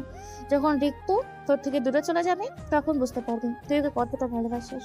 তুই তখন সময় তোর পক্ষে কথা বলবে না। তাই আমি যেটা বলছি সেটা শুন, ওকে মেনে নে। নীলা কিছু বলল না, চুপচাপ তার বাবার কাছে চলে গেল। নীলার বাবা ঘুমিয়ে গেছেন। নীলা তার বাবার পাশেই বসে রইল। নীলার কেন জানি অনেক কান্না আসছে, কিন্তু কান্না করতে পারছে না। নিজের মনের সাথে যুদ্ধ করছে মেয়েটা। রিক্তের বিয়ের কথা শোনার পর তার কেন এমন হচ্ছে? নীলা কি তাহলে সত্যি রিক্ত নামক পাগলটাকে ভালোবেসে ফেললো? কিন্তু না, এটা কিভাবে সম্ভব? নীলা ওকে ভালোবাসতে পারে না। নীলার নিজের মনকে নিজের শত্রু মনে হচ্ছে। তার খুব ইচ্ছা করছে রিক্তকে গিয়ে ভালোবাসার কথাটা বলে দিতে, কিন্তু রিক্তকে বললেই সে কি সব সমাধান হয়ে যাবে? উল্টে রিক্তের পরিবারের মধ্যে সমস্যার সৃষ্টি হবে। রিক্তের বাবা যার সাথে বিয়ে ঠিক করেছেন সে অনেক বড়লোক ঘরের মেয়ে। এখন যদি নীলা গিয়ে ওকে ভালোবাসার কথা বলে তাহলে ব্যাপারটা আরো ভয়ঙ্কর হয়ে যাবে। নীলা তো কারোর কষ্টের কারণ হতে চায় না, সেজন্য নিজের ভালোবাসার কথাটা নিজের মনের মধ্যে লুকিয়ে রাখলো। ওদিকে রিক্ত রুমে বসে আছে, কি হবে কিছুই বুঝে উঠতে পারছে না ছেলেটা। একটু পর সন্ধ্যা নেমে আসলো। রিক্তের বাবা বাসায় ফিরে আসলেন। রিক্ত দেখলো তার বাবা আজ অনেক হাসি খুশি। এসে রিক্তকে ডাকতে লাগলো। রিক্ত উঠে তার বাবার সামনে গেল। তিনি রিক্তকে বললেন, আমি আয়রাকে বুঝিয়েছি, ও আর এরকম করবে না। এখন থেকে ভালো হয়ে যাবে, তাই প্রস্তুত হয়ে নাও। কোনো কিছু কেনাকাটা করার থাকলে কালকের ভিতরে করে নেবে। রিক্ত তখন তার আম্মুর দিকে তাকালো। রিক্তের আম্মু অসহায় দৃষ্টিতে ছেলের দিকে তাকিয়ে আছে। রিক্ত তখন তার বাবার দিকে তাকিয়ে বলল, বাবা তুমি কেন বুঝতে চাইছো না আমি ওই মেয়েটাকে বিয়ে করতে পারবো না? আমাকে প্লিজ জোর করো না। দেখো, আজকে আমার মনটা অনেক ভালো, আমার মাথা খারাপ করো না। তোমাকে আমি সতর্ক করে দিচ্ছি, ওই মেয়েটার থেকে দূরে থাকো। রাস্তার একটা মেয়ের জন্য এত ভালো একটা মেয়েকে তুমি অবহেলা করছো। কালকে আয়রা আমাদের বাসায় আসবে, ওকে নিয়ে চুপচাপ শপিং এ যাবে। আমি আমার সিদ্ধান্ত জানিয়ে দিয়েছি। কালকে শুধু ও কেন, ওর পুরো পরিবারও যদি এখানে এসে বসে থাকে তবু আমি কোথাও যাব না। তোমার যা ইচ্ছা হয় করো। রিক্তের বাবা রেগে কিছু বলতে যাবেন তার আগেই রিক্ত সেখান থেকে চলে আসলো নিজের রুমে। এসে কান্না করতে শুরু করলো। রিক্ত খুব কম কান্না করে, কিন্তু আজ তার চোখে কোনো বাধা মানতে রাজি না। চোখ বেয়ে অঝোর ধারায় অশ্রু গড়িয়ে পড়ছে। পরদিন সকালে রিক্ত খুব ভোরে ঘুম থেকে উঠে গেল। কিছুক্ষণ বিছানায় গড়াগড়ি করে উঠে ফ্রেশ হয়ে নিল। সকাল 8টার দিকে রিক্ত নিচে নামলো ব্রেকফাস্ট করার জন্য। তখন দেখতে পেল আয়রা বসে আছে তাদের ড্রয়িং রুমে। মেয়েটা এত সকালে এখানে কেন? আজকে সে আর আগের মতো নেই। সালোয়ার কামিজ পরে একদম সংসেজে এসেছে। রিক্তকে দেখেই আয়রা এগিয়ে এসে হালকা হেসে বলল, দেখো রিক্ত, আমাকে কেমন লাগছে আজকে? ওই নীলা থেকে আমি অনেক সুন্দর, তাই না? রিক্ত, আমি ভালো হয়ে যাব, আর ওই ফ্রেন্ডদের কাছে যাব না। রিক্ত আয়রার কথা শুনে রেগে গেল। মেয়েটা এত বিরক্তিকর কেন? রিক্ত একটি লম্বা শ্বাস নিয়ে বলল, তুমি যদি পৃথিবীর সবচেয়ে দামি কাপড় পরো এরপরেও তুমি ওর ধারে কাছেও যেতে পারবে না। কুকুরের লেজ যেমন কোনোদিন সোজা হয় না, তোমার মতো মেয়েও কোনোদিন ভালো হতে পারে না। তাই এসব ন্যাকামো আমার সামনে করবে না। এই কথা শোনার পর রিক্তের বাবা রিক্তের দিকে এগিয়ে এসে বললেন, রিক্ত, এটা কিরকম ব্যবহার? ও অনেক আশা নিয়ে এসেছে, তোমার সাথে শপিং এ যাবে। সেই সকালে এসেছে মেয়েটা, আর তুমি ওকে ইগনোর করে এই রাস্তার মেয়েটার পেছনে পড়ে আসো। রিক্ত, আমি তোমাকে ভালোবাসি, তোমাকে বিয়ে করতে চাই। এই জন্য আগে সবকিছু ছেড়ে দিয়েছি। তুমি যেরকম বলবে আমি সেরকম চলবো। এরপরেও তুমি আমাকে দূরে সরিয়ে দিও না। এই কথা শোনার পর রিক্ত আয়রার দিকে তাকিয়ে বলল, দেখো আয়রা, তুমি যাই করো না কেন আমি তোমাকে বিয়ে করতে পারবো না, কারণ আমি নীলাকে ভালোবাসি। তাই প্লিজ এখান থেকে চলে যাও। আমি একটা গুরুত্বপূর্ণ কাজে বের হব। আজ তোমার কি কাজ? আজকে তুমি আমাকে নিয়ে শপিং এ যাবে, সেই জন্য আমি সকাল সকাল চলে এসেছি। রিক্ত, আমাদের বিয়ে 2 দিন পর, তুমি কেন এরকম করছো? এই মেয়ে, কতবার বলবো তোমাকে আমার সহ্য হয় না? আমি একটা গুরুত্বপূর্ণ কাজে যাব, তুমি কেন এরকম ঝামেলা করছো? সরো আমার সামনে থেকে। বলেই রিক্ত আয়রাকে ধাক্কা দিয়ে সেখান থেকে বেরিয়ে আসলো। এরপর সোজা গেল হসপিটালে। ওখানে গিয়ে নীলার বাবার যত টাকা পয়সার ঝামেলা ছিল সবকিছু শেষ করে তাকে বাসায় পৌঁছে দিল। এরপর নীলাকে নিয়ে আসলো একটা ফার্মেসিতে। নীলার বাবার জন্য কিছু ওষুধ কিনতে হবে। যখন রিক্ত ওষুধ কিনছিল তখন হঠাৎ করে পিছনে দেখলো আয়রা দাঁড়িয়ে আছে। রিক্তকে দেখে সে গাড়ি থেকে নেমে আসলো। এরপর রাগ দেখিয়ে বললে, এই তোমার গুরুত্বপূর্ণ কাজ? একটা রাস্তার মেয়েকে নিয়ে ঘুরে বেড়ানো আমার থেকে গুরুত্বপূর্ণ কাজ হয়ে গেছে? 2 দিন পর তোমার সাথে আমার বিয়ে হবে, আর আজ তুমি এরকম করছো রিক্ত? রিক্ত তখন রেগে আয়রার দিকে তাকিয়ে বলল, আয়রা, তুমি এখানে সিন ক্রিয়েট করো না। আমি আগেও বলেছি, এখনো বলছি, তোমার আর আমার বিয়ে অসম্ভব। তুমি অনেক সুন্দরী মেয়ে, তোমার জন্য অনেক ভালো ছেলে পাবে। তুমি আমার পিছন ছেড়ে দাও প্লিজ। না, পারবো না। আমি এই মেয়েটাকে শেষ করে দেব। এই মেয়েটার কারণে তুমি আমাকে বিয়ে করতে রাজি হচ্ছে না। এই মেয়ে, তুই একটা রাস্তার মেয়ে হয়ে কিভাবে এত বড় লোকের ঘরে ছেলের পেছনে ঘুরছিস? ওর সব সম্পত্তি দখল করার জন্য এরকম করছিস, তাই না? বল, তোর কত টাকা লাগবে, আমি দিয়ে দিব। তবুও রিক্তের পেছন ছেড়ে দে। নীলা তখন রিক্তের দিকে হাঁ হয়ে তাকিয়ে আছে। রিক্ত রেগে আয়রাকে একটা থাপ্পড় মেরে দিল। আয়রা গালে হাত দিয়ে দাঁড়িয়ে আছে। তখন রিক্ত বেশ চেঁচিয়ে বলল, মুখ সামলে কথা বল, তোর মতো নোংরা মেয়ে ও নয়। তুই ওকে রাস্তার মেয়ে বলে অপমান করছিস, তাই না?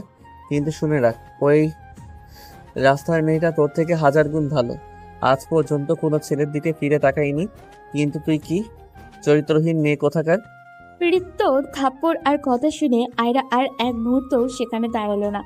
আয়রাকে চলে যেতে দেখে নীলা রিক্তের দিকে তাকিয়ে বলল, কেন এরকম ব্যবহার করলে? সে তোমাকে ভালোবাসে, তোমাকে বিয়ে করতে চায়, তোমাকে অন্য কারোর সাথে দেখলে রিয়েক্ট করবে, এটাই তো স্বাভাবিক। ওর সাথে এমন ব্যবহার করা একদম ঠিক হয়নি। তুমি তার কাছে যাও, আমি এদিকটা সামলে নেব। নীলার জন্য এত কিছু করার পরেও যখন মেয়েটা মুখ থেকে এমন কথা শুনতে হলো, তখন রিক্তের ধৈর্যের বাঁধ ভেঙে গেল। এবার সে নীলার গালেও একটা সজোরে থাপ্পড় বসিয়ে দিল। এরপর বলল, তুই কি ভাবিস নিজেকে? আমি তোকে ভালোবাসি বলে যা ইচ্ছা তা মেনে নিব? যদি আমি বিয়ে করি তাহলে তোকেই করব, তাই খবরদার আমার সামনে দাঁড়িয়ে এমন কথা বলার সাহস আর কোনোদিন করবি না। নীলা থাপ্পড় খেয়ে পাথরের মতো গায়ে হাত দিয়ে দাঁড়িয়ে আছে। রিক্তকে সে বারবার বেহায়া, নির্লজ্জ, আত্মমর্যাদাহীন একটা ছেলে ভেবেই এসেছে, কিন্তু সেই ছেলের এমন ভয়ঙ্কর আচরণ নীলাকে যেমন অবাক করেছে, ঠিক তেমনই আতঙ্কিতও করেছে। নীলা রিক্তকে কিছু বলতে যাবে তার আগেই রিক্ত ফার্মেসি থেকে ওষুধের ব্যাগটা নিয়ে আসলো। এরপর নীলার হাত ধরে টেনে বাসায় নিয়ে আসলে। নীলাকে বাসায় নামিয়ে দিয়ে রিক্ত হনন করে বেরিয়ে গেল। নীলা রিক্তের এমন তাড়াহুড়ো দেখে ভীষণ আতঙ্কিত হলো। এখন কি করবে এই উন্মাদ ছেলেটা? ওদিকে রিক্ত নীলাকে রেখে বাসায় ফিরল। ঘরে প্রবেশ করতে যাবে তখন তার বাবা বলল, তোমার এই বাড়িতে কোনো জায়গা নেই। তোমাকে আমার সন্তান বলে আর কোনোদিন পরিচয় দিব না। আমার কোনো ছেলে নেই। তুমি এই বাড়ি থেকে বেরিয়ে যাও তাড়াতাড়ি। তুমি এসব কি বলছো? আমাদের ছেলেকে তুমি কেন বাড়ি থেকে বের করে দিবে? যদি তুমি বেশি কথা বলো তাহলে তোমাকেও বাড়ি থেকে বের করে দিব। এই বাড়িতে ওকে আমি রাখবো না। ও আমার সম্মান নষ্ট করেছে। আমি আমার বন্ধুকে কথা দিয়েছিলাম, কিন্তু তোমার ছেলে আমার মাথা হেট করে দিয়েছে। এমনিতে রিক্তের মাথা গরম ছিল, এর মধ্যেই তার বাবা এরকম কথা শুনে আরো মাথা নষ্ট হয়ে গেল। রিক্ত রেগে তার বাবার দিকে তাকিয়ে বলল, দরকার নেই তোমার এই বাড়িতে থাকার, আমি চলে যাচ্ছি এই বাড়ি ছেড়ে। তবে শুনে রাখো, তোমার এই সম্পত্তি একদিন তোমাকে রাস্তায় বসিয়ে দেবে। অহংকার করে সেদিন কিছুই পাবে না। চললাম আমি। বলে রিক্ত বাসা থেকে বেরিয়ে আসলো। কিন্তু এখন কোথায় যাবে? রিক্তের রাগ বড্ড ভয়ঙ্কর। সে একবার রেগে গেলে কি করে সে নিজেই বোঝে না। কিছুক্ষণ রাস্তায় রাস্তায় হেঁটে ক্লান্ত হয়ে একটা দোকানের সামনে বসলো, কিন্তু পরবর্তী গন্তব্য কোথায়? দুপুর হতেই একটা রেস্টুরেন্টে ঢুকে লাঞ্চ করে নিল। এরপর আবার সেই একই কাজ, হাঁটতে লাগলো অচেনা গন্তব্যের উদ্দেশ্যে। এভাবে কতদিন চলবে? বিকেল গড়িয়ে সন্ধ্যা হলো। সন্ধ্যা পেরিয়ে রাতও নামলো। চারিদিকে মানুষের ঘরের ফেরার তাড়না, কিন্তু রিক্তের আজ থেকে কোনো ঘর নেই। সে একা একটা বাস স্ট্যান্ডের পাশে থাকা বেঞ্চে বসে রিক্ত অন্ধকার এই রাতটাকে নিজের কষ্টের সঙ্গী বানাচ্ছে। কিছু সময় পর তার পাশে কয়েকজন পথ শিশুকেও রাস্তায় ঘুমানোর প্রস্তুতি নিতে দেখল। রিক্ত মুচকি হাসল। জীবন কি তাহলে এমনই? তার বাবার অধের সম্পত্তি, কিন্তু তবুও কেন জানি মানুষটার তৃপ্তি নেই, আরও চাই তার। রিক্ত বুঝে না ঠিক কতটা সম্পত্তি হলে একজন মানুষ তৃপ্ত হতে পারে। কত টাকা ব্যাংকে জমা থাকলে মানুষের ভবিষ্যৎ নিশ্চিত হয় না? এই প্রশ্নের উত্তর আপনি আমি কেউই জানি না। মানুষ কখনো তৃপ্ত হয় না। হ্যাঁ, সেদিনই মানুষের পেট ভরবে যেদিন কবরের মাটি তার পেটকে পরিপূর্ণ করে দিবে। দুনিয়ায় আমরা কেউ সুখী না, কেউ না। সুখ কখনো কিছুকেই বাধ্য হয়ে মেনে নেওয়ার নাম না। সুখ হলো কম্প্রোমাইজ করার নাম। মানিয়ে নিতে পারলেই জীবন সুন্দর। কখনো কি মা নিজের খাবারটা সন্তানকে দিয়ে দেওয়ার কারণে কষ্ট পান? না, অবশ্যই না। বরং নিজের সন্তানকে তৃপ্তি ভরে খেতে দেখে মা আনন্দিত হন। এটাই তো সুখ। যদি এটাকে আমাদের তথাকথিত সুশীল সমাজ স্যাক্রিফাইস বলেন, তাহলে আমি বলবো অন্তরকে শুদ্ধ রেখে স্যাক্রিফাইস করাটাই সুখ। রিক্ত অবাক হয়ে শুধু দেখলো বাচ্চাগুলোকে। হ্যাঁ, তাদের জীবনেও কষ্টের শেষ নেই, কিন্তু দিন শেষে তারা নিশ্চিন্ত। তাদের মাথার উপরে ক্যারিয়ার নামক পাহাড়টা কেউ জোর করে চাপিয়ে দেয়নি। তারা সমাজের তথাকথিত সম্মান, আত্মমর্যাদার তোয়াক্কা করে না। তাদের উপরে নেই পরিবারের লোক কি মনে করবে, সমাজের লোক কি মনে করবে, এইরকম হাজারটা ট্যাগ লাইন। তারা স্ট্যাটাসের ভারে নুয়ে পড়ে না। রিক্ত সারা রাত ভাবল, কিন্তু সঠিক উত্তর পেল না। পরদিন সকাল হতেই রিক্ত হাত মুখ ধুয়ে রাস্তার একটা টঙের দোকান থেকে হালকা নাস্তা করে ভার্সিটিতে চলে গেল। সেখানে যেতেই রিমা রিক্তকে দেখে দৌড়ে আসলো। রিক্তের সামনে দাঁড়িয়ে বলল, ঋতু, তুমি কোথায় ছিলে কালকে রাতে? তোমার আম্মু আমার কাছে কল করে অনেক কান্নাকাটি করেছে, তুমি নাকি বাসা থেকে বেরিয়ে এসেছো। রিক্ত তখন রিমার দিকে তাকিয়ে বলল, তুমি আম্মুকে বলে দিবে আমি ঠিক আছি, আমার কিছুই হয়নি, আমি খুব তাড়াতাড়ি তার কাছে ফিরে যাব। তুমি আম্মুকে আমার হয়ে একটু সান্ত্বনা দিও। না, তুমি এখন কোথায় যাবে? কালকে রাতেই বা কোথায় ছিলে? আমাকে নিয়ে তোমাকে টেনশন করতে হবে না, তোমাকে যেটা বললাম সেটা শুধু আম্মুকে বলবে। আমি আমার নিজের জন্য একটা ব্যবস্থা ঠিকই করে নিব। বলেই রিক্ত ক্লাসে চলে গেল। কিন্তু ক্লাসে মনোযোগ দিতে পারল না। এই পাহাড় সমান টেনশন নিয়ে কি ক্লাস করা যায় নাকি? ক্লাস শেষে রিক্ত চলে গেল নীলার বাবাকে দেখার জন্য। ওখানে যাওয়ার পর রাফির মুখে শুনতে পেল তাদের ঘরের খাবারের কোনো ব্যবস্থা নেই। নীলার বাবা অসুস্থ, সেজন্য কিছুই করতে পারছেন না। এটা শোনার পর রিক্তের অনেক কষ্ট হলো, কিন্তু রিক্তর কাছে তেমন টাকাও নেই। রিক্ত কিভাবে তাদের জন্য খাবারের ব্যবস্থা করবে? এরই মধ্যে সেখানে রিমাও চলে আসলো। রিক্ত একটা বুদ্ধি বের করতে বাইরে চলে আসলো। রিক্তের হাতে একটা ঘড়ি আছে, মোটামুটি ভালোই দাম পাওয়া যাবে। এটা রিক্তের আম্মু তার জন্মদিনে গিফট করেছিলেন। ঘড়িটা তার মা খুব শখ করে অর্ডার করেছিলেন, কিন্তু এটা বিক্রি করে দিতে হলো আজকে।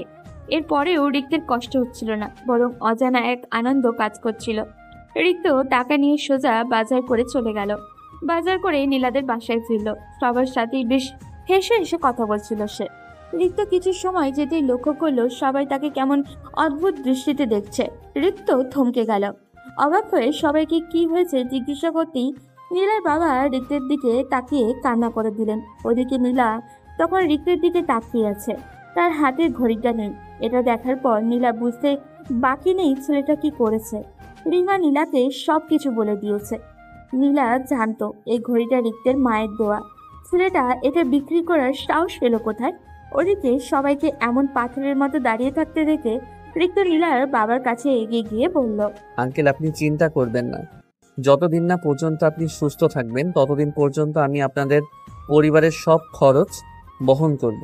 আর তোমার খরচ কে বহন করবে? তুমি বাড়ি থেকে বেরিয়ে আসলে এখন টাকা কোথায় পাবে? নীলার বাবা এই কথা শুনে রিক্ত বেশ অবাক হলো। উনি কিভাবে এ কথা জানলেন? রিক্ত তখন নীলার বাবার দিকে তাকিয়ে বলল, আপনাকে কোনো চিন্তা করতে হবে না, আমি যে কোনো ভাবে ম্যানেজ করে নিব। বাবা, আমি তোমাকে একটা কথা বলতে চাই। তোমার তো এখন যাওয়ার কোনো জায়গা নেই। তুমি যদি কোনো আপত্তি না করো তাহলে আমি কথাটা বলবো। আপনি আমার কাছে অনুরোধ করবেন না দয়া করে, আপনি আমার গুরুজন, আপনার যা ইচ্ছা হয় বলুন। আমি সিদ্ধান্ত নিয়েছি, তুমি আজ থেকে আমার বাসায় থাকবে। কিন্তু দেখো বাবা, তুমি যদি এই বাসায় থাকো তাহলে মানুষ খারাপ ভাববে, কারণ আমার ঘরে একটা মেয়ে আছে। তুমি তো আমার মেয়েকে ভালোবাসা আর বাসা থেকে এই কারণে বেরিয়ে এসেছি। আমি চাই তোমাকে আমার মেয়ের সাথে আজকেই বিয়ে দিতে, তুমি যদি কোনো আপত্তি না করো। বাবা, তুমি এসব কি বলছো? আমি ওকে বিয়ে করতে পারবো না, ওর সাথে আমার যায় না। ওর বাবা এই কথা শোনার পর আমাদের ক্ষতি করার চেষ্টা করবে। তুমি প্লিজ এই কাজটা করো না। রিক্ত তখন তাদের দুজনের কথা শুনছিল। রিক্তের কি যে আনন্দ লাগছিল সেটা বলে বোঝাতে পারবে না। রিক্ত বিশ্বাস করতে পারছিল না যে নীলার বাবা এই কথাটা বলেছে। রিক্ত তখন নীলার বাবাকে জড়িয়ে ধরে বলল, আঙ্কেল, আমি রাজি, আমি আপনার কথা মেনে নিলাম। আপনি বাবাকে নিয়ে চিন্তা করবেন না, বাবার সব ছেড়ে আমি চলে এসেছি। বাবার কাছে আর কোনোদিন ফিরে যাব না। নীলা না করছিল, কিন্তু নীলার বাবা মা তাকে অনেক বোঝালেন। এরপর বাধ্য হয়ে নীলা রাজি হয়ে গেল। রিক্তের কাছে এখনো সবকিছু কল্পনার মতো লাগছিল। এতদিন থেকে যার অপেক্ষায় সে ছিল সে রিক্তের হয়ে যাবে, এটা ভাবতেই রিক্তের অনেক খুশি লাগছিল। কিন্তু তবুও ভিতরে একটা চাপা কষ্ট হচ্ছিল নিজের পরিবারের কথা ভেবে। রিক্তের মা চাইতেন রিক্তের পছন্দের মেয়ের সাথে ছেলের বিয়ে দিবেন, কিন্তু রিক্তের বাবা সেটা হতে দিলেন না। সন্ধ্যার পর তাদের বিয়ের ব্যবস্থা করা হলো। রিমা, রাফি আর নীলার দুইটা ফ্রেন্ড মিলে সব ব্যবস্থা করলো। বেশ হাসি খুশির মধ্যে বিয়ে সম্পন্ন হলো। রাতে খাওয়া দাওয়া করে যে যার গন্তব্যে ফিরে গেল। ওদিকে রিক্ত বাসার ঘরে প্রবেশ করলো। আজ কেন জানি তার ভয় হচ্ছিল নীলাকে, কিন্তু বাসার ঘরে প্রবেশ করতেই দেখলো সবকিছু স্বাভাবিক। নীলা তখন তার কাছে এসে সালাম করলো। রিক্ত তাকে ধরে উঠালো। নীলা উঠে রিক্তর দিকে তাকিয়ে বলল, রিক্ত, আমি তোমাকে কিছু দিতে চাই, তবে কথা দিতে হবে তোমাকে। যেটা দিব সেটা তুমি গ্রহণ করবে। রিক্ত তখন নীলার দিকে তাকিয়ে বলল, আমি অবশ্যই নিব। তোমার কাছ থেকে কিছু পাওয়াটা আমার কাছে স্বপ্নের মতো। তখন নীলা রিক্তের সামনে এনে ধরলো রিক্তের ঘড়িটা। রিক্ত নীলার হাতের দিকে তাকিয়ে আছে। নীলা হালকা আসলো। তখন রিক্ত অবাক হয়ে বলল, এটা তুমি কোথায় পেলে, আর এটা তুমি নিয়ে আসলে কেন? তোমাকে এত কিছু চিন্তা করতে হবে না। আমি যখনই শুনেছি তুমি তোমার আম্মু দেওয়া ঘড়ি বিক্রি করে দিয়েছো, তখন থেকে আমার মনের মধ্যে ছিল এটা ফিরিয়ে আনবো। সেই জন্য আমার স্কলারশিপের জমানো টাকা ছিল আম্মুর কাছে। আব্বুর চিকিৎসার জন্য কাজে লাগাবো ভেবেছিলাম, কিন্তু তুমি চিকিৎসার সব টাকা দিয়ে দিলে। সেই জন্য আমার টাকা বেঁচে গেছে, তাই ভাবলাম তোমার ঘড়িটা ফিরে নিয়ে আসবো। যাক, এখন সেসব কথা বাদ দাও, ঘড়িটা নাও। রিক্ত তখন নীলাকে জড়িয়ে ধরে কান্না করে দিল। রিক্ত বিশ্বাসই করতে পারছিল না নীলা এই কাজ করেছে। রিক্তের সত্যি অনেক কষ্ট হয়েছিল যখন সে তার আম্মুর দেওয়া ঘড়িটা বিক্রি করে দিয়েছিল। রিক্ত নীলাকে জড়িয়ে ধরে কান্না করে বলল, সত্যি নীলা, বিশ্বাস করো, আমি তোমাকে অনেক বেশি ভালোবাসি। আমি তোমাকে কোনোদিন কষ্ট পেতে দিব না। আমি চেষ্টা করব খুব তাড়াতাড়ি ভালো কিছু একটা করার।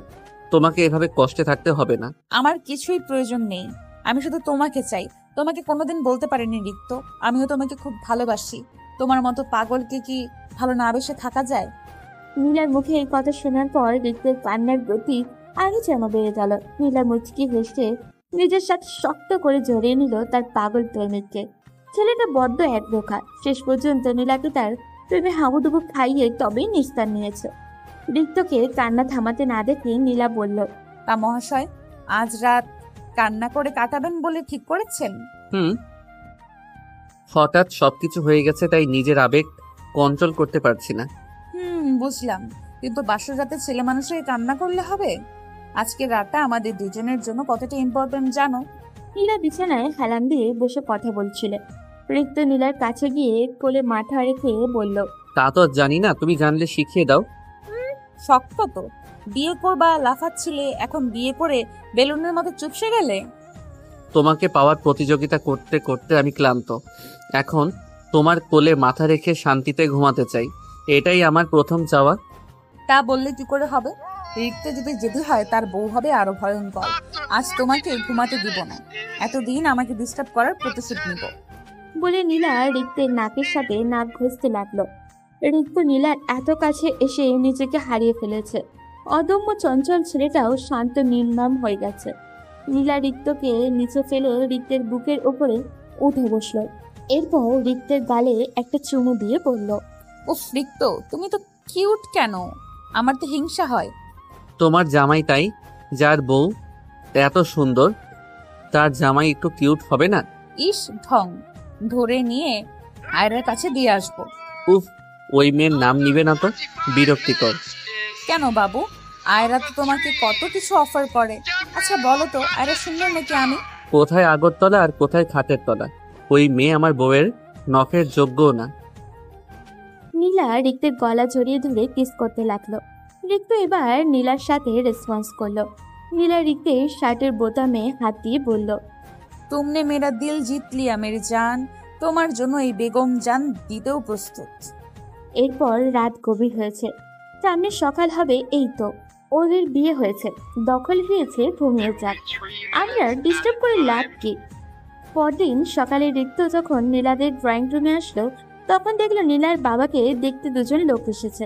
নীলার বাবা যে ব্যাংকে চাকরি করেন সেই ব্যাংকের ম্যানেজার এবং চেয়ারম্যান এসেছে। নীলার বাবা তাদের বেশ পুরনো কর্মচারী। হঠাৎ এমন অসুস্থতায় সবার কাছেই দুঃখজনক। নীলার বাবা বেশ লম্বা সময় তাদের সাথে কথা বললেন, এরপর রিক্তকে ডাকলেন। রিক্ত তাদের কথা বলতে দেখে রুমে ফিরে এসেছিল। নীলার বাবার ডাকে আবারও তাদের সামনে গেল। তখন নীলার বাবা রিক্তকে বললেন, বাবা, তুমি এভাবে বাসায় বসে থাকলে তোমার জন্য আমরা কিছুই করতে পারবো না। তুমি সাধারণ কোনো পরিবারের ছিলে না, তুমি কোটি কোটি টাকার মধ্যে বড় হয়েছে। এই সাধারণ পরিবারে থাকতে পারবে না। তাই তোমার জন্য একটা কাজের ব্যবস্থা করেছি। আমার ব্যাংকের চেয়ারম্যান স্যারের সাথে কথা বলেছি, উনি আমাকে অনেক বেশি বিশ্বাস করে। তোমাকে উনি চাকরি দিবেন বলেছেন। তুমি যদি চাকরি করতে চাও তাহলে উনার সাথে কথা বলতে পারো। রিক্ত তখন পাশে থাকা লোকটার দিকে তাকালো। বয়স্ক মানুষ, বেশ হাস্যোজ্জ্বল দৃষ্টিতে তার দিকে তাকিয়ে আছেন। রিক্ত নরম গলায় বলল, স্যার, আমাকে যদি কাজে রাখেন তাহলে সত্যি আমি আপনার কাছে কৃতজ্ঞ থাকব। আমার এখন একটা কাজের খুব দরকার। আপনি আমাকে ছোট একটা পোস্টে রাখেন। আরমান সাহেব যেহেতু বলেছে তুমি নিশ্চয়ই পারবে, তবে বাবা পড়াশোনা না শেষ করলে জীবনে উন্নতি করতে পারবে না। আমি ম্যানেজার সাহেবকে বলে রাখবো যাতে সপ্তাহে 2 দিন তোমাকে ছুটি দেয়। তুমি চাকরির পাশাপাশি পড়াশোনা শেষ করো। আরমান সাহেব আমার এখানে অনেক দিন থেকে চাকরি করে, আমার অনেক প্রিয় একজন মানুষ উনি। ওনার এরকম অবস্থায় আমার কাছে সত্যি অনেক কষ্টের। তুমি যদি চাকরি করতে সত্যি বলছেন স্যার? এভাবে ইন্টারভিউ ছাড়া আমাকে চাকরিতে রেখে দিচ্ছেন, পরে যদি আমার কাজে কোনো অসুবিধা হয়? আমি আরমান সাহেবের প্রতি ভালোবাসা থেকেই এই কাজটা করছি। তুমি আরমান সাহেবের জামাই, তাই তোমাকে কাজে রাখতে চাই। আশা করি তুমি কিছুদিনের ভিতরেই সব মানিয়ে নেবে। এরপর উনি চলে গেলেন। নীলার বাবা তখন রিক্তের দিকে তাকিয়ে বললেন, আমি জানি বাবা, তোমার সাথে এই কাজটা করা ঠিক হয়নি। তুমি কাজ না করলেও সারা জীবন বসে বসে খেতে পারো, কিন্তু আমি চাই তুমি তোমার বাবাকে দেখিয়ে দাও সৎ পথে থাকলে অল্পতেই খুশি হওয়া যায়। রিক্ত তখন নীলার বাবাকে জড়িয়ে ধরে বলল, আঙ্কেল, আপনি চিন্তা করবেন না। আমি কথা দিচ্ছি আপনার সম্মান রেখেই কাজ করব। আমার কারণে আপনার কাজের জায়গায় আপনাকে কখনো অপমানিত হতে দিব না। এরপর রিক্ত নীলার বাবার সাথে অনেকক্ষণ কথা বলল। এরপর রুমে এসে চুপচাপ তার বাবার কথা ভাবতে লাগলো।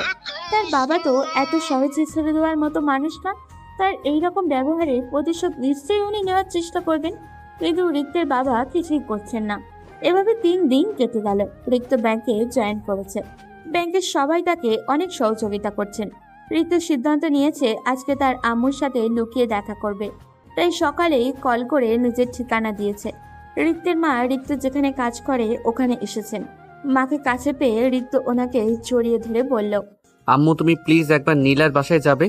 নীলা তোমাকে দেখলে অনেক খুশি হবে। বাবা আমাকে কোনোদিন মেনে নেবে না সেটা আমি জানি, তাই অন্তত তোমাকে নিয়ে যাই। তোর বাবার অবস্থা দেখলে তুই অবাক হয়ে যাবি। তুই আসার পর থেকে মানুষটা অনেক কষ্ট পেয়েছে, ঠিক মতন কথা বলে না, অফিসে যায় না, সবসময় বাসায় বসে থাকে। এই কথা শোনার পর রিক্ত আর কিছু বলল না। তার আম্মুকে নিয়ে চলে গেল নীলার বাসায়। নীলা হঠাৎ করে দেখলো রিক্ত আর তার আম্মুকে আস্তে থেকে দৌড়ে গিয়ে রিক্তের মাকে সালাম করলো। উনি নীলাকে জড়িয়ে ধরে বললেন, আমার ছেলেটা ছোটবেলা থেকেই ওর বাবার অবহেলার শিকার হয়ে আসছে মা। ওর বাবা সবসময় টাকার চিন্তা করে গেছেন, আমার ছেলেকে সময় দিতে পারেননি। তুমি আমার ছেলেকে কোনোদিন কষ্ট দিও না মা। নীলা তখন কি বলবে বুঝে উঠতে পারছিল না। তিনি অনেক আবেগ নিয়ে কথাগুলো বলছিলেন। নীলা রিক্তের মাকে জড়িয়ে ধরে বলল, আপনি চিন্তা করবেন না আম্মু, আমি চেষ্টা করব আপনার ছেলেকে সব সময় সুখে রাখার। আমি জানি না কতটুকু পারবো, তবে আমি আমার সর্বোচ্চ চেষ্টা করব। এরপর রিক্তের আম্মু সেখানে কিছুক্ষণ বসে চলে গেলেন। রিক্তের মায়ের যাওয়ার দিকে অসহায় চোখে তাকিয়েছিল। মাকে আটকানোর সামর্থ্য তার নেই। ওদিকে রিক্তের বাবা বেশ দুর্বল হয়ে পড়েছেন। ইমরান সাহেবের সাথে ওনার ঝামেলা শুরু হয়েছে। দুজনে অনেক দিন থেকেই ব্যবসা করে আসছিলেন, কিন্তু এখন সেটা ভাঙতে শুরু করেছে। রিক্তকেও তার বাবা অনেক মিস করেন, কিন্তু লজ্জার কারণে বলতে পারেন না। কেন জানি অহংকার ছাড়তে পারছেন না তিনি। রিক্তের আম্মু বাসায় ফিরে রিক্তের বাবাকে দেখে বললেন, তুমি কেন এরকম করছো? আমি জানি তুমি তোমার ছেলের জন্য কষ্ট পাচ্ছ, এরপরেও কেন স্বীকার করছো না? ছেলেটা নিজেও কষ্ট পাচ্ছে। এখন তোমার ওই বন্ধু কোথায়? তোমার বন্ধু তোমাকে সহযোগিতা করছে না কেন? আমি এসব নিয়ে কোনো কথা বলতে চাই না, এটা তুমি জানো। এরপরেও কেন আমার সামনে এসব কথা বলো? এখনো সময় আছে, নিজের ভুল স্বীকার করো, নিজের ছেলেকে ফিরিয়ে নিয়ে আসো। এভাবে আর কতদিন চলবে? কিন্তু রিক্তের বাবা নিজের অহংকার ছাড়তে পারলেন না, সেজন্য সবকিছু অস্বীকার করলেন। ওদিকে রিক্তদের দিন ভালোই কাটছিল, কিন্তু যত দিন যাচ্ছিল রিক্তের পরিবারের কথা বেশি মনে পড়ছিল। এভাবে দেখতে দেখতে 1 বছর কেটে গেছে। রিক্তের বাবার ব্যবসায় বিরাট লোকসান হয়েছে। রিক্ত খবর পেয়েছে সেগুলো। রিক্তের বাবা ঠিকমতো কাজ করতে পারেন না, অসুস্থ হয়ে পড়েছেন, বয়স হয়ে গেছে। এদিকে রিক্তের ব্যাংকের চেয়ারম্যান তার সাথে দেখা করতে এসেছেন। এই কয়েক মাসে রিক্ত সবার পছন্দের মানুষে পরিণত হয়েছে। রিক্ত সবসময় ঠিকঠাক কাজ করার চেষ্টা করত, কারণ রিক্তের শ্বশুর তাকে এই চাকরিটা পাইয়ে দিয়েছেন। ওনার সম্মানের একটা বিষয় আছে তো। ব্যাংকের চেয়ারম্যান শফিক চৌধুরী রিক্তের সাথে দেখা করে বললেন, রিক্ত, তোমার কাজ আমার অনেক ভালো লেগেছে। আমি নতুন একটা শাখা খুলতে যাচ্ছি। আমি চাই তোমাকে ওইখানকার শাখার ম্যানেজার করতে। রিক্ত তখন খুব খুশি হলো, কিন্তু রিক্ত নীলার থেকে দূরে চলে যাবে এটা মানতে পারছিল না। রিক্ত তখন ওনার দিকে তাকিয়ে বলল, আমি এখানেই ঠিক আছি স্যার, আমাকে বড় কোনো পজিশনে দেবার দরকার নেই, আমি নিজের পরিবারের সাথে থাকতে চাই। এসব নিয়ে চিন্তা করো না, তোমাকে বেশি দূরে পাঠাবো না। এইখান থেকে প্রায় 2 ঘন্টা গেলেই সামনে আরো একটা বাজার আছে, এইখানে আমি ব্যাংকের একটা শাখা করতে চাই। আমি এই দায়িত্ব পালন করতে পারবো না স্যার, এই দায়িত্ব আমার জন্য অনেক বড়, আমার এই পরিমাণ যোগ্যতা নেই। আমি এটা নির্ধারণ করেছি, তুমি আর আপত্তি করো না। রিক্ত আর আপত্তি করলো না, হাসি মুখে বাসায় ফিরে আসলো। বাসায় ফিরে আসার সময় মিষ্টি নিয়ে এসেছে সে। নীলার বাবা এখন আর চাকরি করেন না, উনি এখন সম্পূর্ণ সুস্থ। বেশ কয়েকবার চেষ্টা করেছেন আবার চাকরিতে জয়েন করতে, কিন্তু রিক্ত ওনাকে এই বয়সে কাজ করতে দেয়নি। এরপর কেটে গেছে আরো 3 মাস। রিক্ত নিজে নতুন দায়িত্ব বুঝে নিয়েছে। শুরুতে বেশ ঝামেলায় পড়লেও সময়ের সাথে সাথে সে মানিয়ে নিয়েছে। সবাই তার কাজে বেশ সন্তুষ্ট।